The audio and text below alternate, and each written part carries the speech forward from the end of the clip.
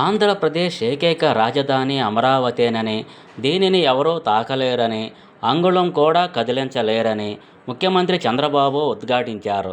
అమరావతికి సంపూర్ణ చట్టబద్ధత కల్పించడం ద్వారా భవిష్యత్తులో ఎలాంటి సమస్యలు తలెత్తకుండా చూడాలనే లక్ష్యంతో శాసనసభ ప్రత్యేక సమావేశంలో ఏకగ్రీవ తీర్మానం చేసి కేంద్ర ప్రభుత్వానికి పంపారు. ఈ సమావేశంలో చంద్రబాబు మాట్లాడుతూ అమరావతిపై గత ప్రభుత్వం చేసిన విధ్వంసాన్ని, ప్రస్తుత ప్రభుత్వ లక్ష్యాలను సుదీర్ఘంగా వివరించారు. అమరావతికి వందల ఏళ్ల చరిత్ర ఉందని, శాతవాహనులు ఇక్కడి నుంచే పాలన సాగించారని చంద్రబాబు గుర్తు చేశారు. పొట్టి శ్రీరాములు త్యాగంతో ఏర్పడిన ఆంధ్ర రాష్ట్రానికి అప్పుడే విజయవాడను రాజధాని చేసి ఉంటే పరిస్థితి మరోలా ఉండేదని అభిప్రాయపడ్డారు. ఒకప్పుడు తెలుగువారిని మదరాసీలు అని పిలిచేవారని, ఎన్టీఆర్ తెలుగుదేశం పార్టీని స్థాపించి తెలుగు జాతి ఆత్మగౌరవాన్ని నిలబెట్టారని తెలిపారు. పివి నరసింహారావు తెచ్చిన ఆర్థిక సంస్కరణలను అందిపుచ్చుకుని తెలుగువారు ప్రపంచవ్యాప్తంగా రాణించారని, తాను సైబరాబాదును నిర్మించడం వల్లే నేడు తెలంగాణ ఆదాయంలో హైదరాబాద్ కీలక పాత్ర పోషిస్తోందని వివరించారు. ఎన్నికలకు ముందు అమరావతికి జై కొట్టిన జగన్మోహన్ రెడ్డి అధికారంలోకి వచ్చాక మాట మార్చి 3 రాజధానుల నాటకానికి తెరలేపారని చంద్రబాబు తీవ్రంగా విమర్శించారు. ఒక్క ఛాన్స్ పేరుతో అధికారంలోకి వచ్చి రాష్ట్రాన్ని 30 ఏళ్లు వెనక్కి తీసుకెళ్లారని ఆరోపించారు. ఆంధ్రప్రదేశ్ రాష్ట్రానికి ఒక్కటే రాజధాని ఉందని, అది అమరావతి మాత్రమేనని ఉప ముఖ్యమంత్రి పవన్ కళ్యాణ్ స్పష్టం చేశారు.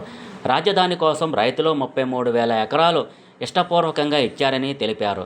గత ప్రభుత్వ పాలనలో అమరావతిపై కక్ష కట్టారని, యుద్ధ వాతావరణం సృష్టించారని ఆవేదన వ్యక్తం చేశారు.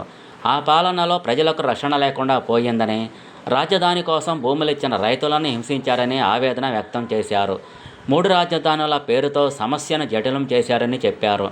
ఆంధ్రప్రదేశ్ రాష్ట్ర రాజధానిగా అమరావతికి చట్టబద్ధత కల్పించాలని కేంద్రాన్ని కోరే తీర్మానంపై అసెంబ్లీలో మాట్లాడారు. రాజధానిగా అమరావతికి చట్టబద్ధత కల్పించాలనే తీర్మానాన్ని బలపరుస్తూ శాసనసభలో మంత్రి నారా లోకేష్ ప్రసంగించారు. అమరావతికి అనుకూలమో వ్యతిరేకమో వైసీపీ అధినేత జగన్ రెడ్డి సమాధానం చెప్పాలన్నారు.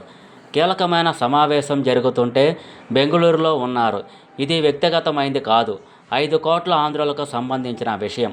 రాజధాని అమరావతి అని అబద్ధం చెప్పి సీఎం అయ్యి 3 ముక్కలాట ఆడారు. అమరావతి రైతులు, ఆంధ్ర రాష్ట్ర ప్రజలకు జగన్ క్షమాపణలు చెప్పాలని మంత్రి నారా లోకేష్ డిమాండ్ చేశారు.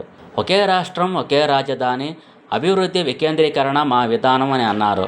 అమరావతిని చట్టబద్ధ రాజధానిగా గుర్తించాలని కోరుతూ అసెంబ్లీలో తీర్మానం చేయడాన్ని షర్మిల స్వాగతించారు.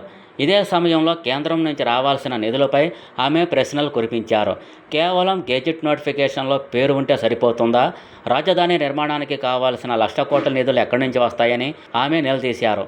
ఆంధ్రప్రదేశ్ ఏకైక రాజధానిగా అమరావతికి చట్టబద్ధత కల్పించే ప్రక్రియ వేగవంతమైంది.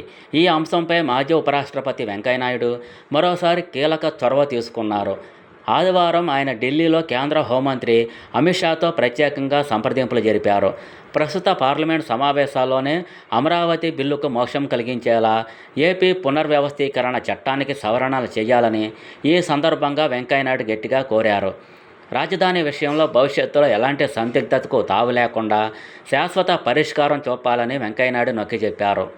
వెంకయ్యనాయుడు ప్రతిపాదనలకు అమిత్ షా సానుకూలంగా స్పందించినట్లు సమాచారం.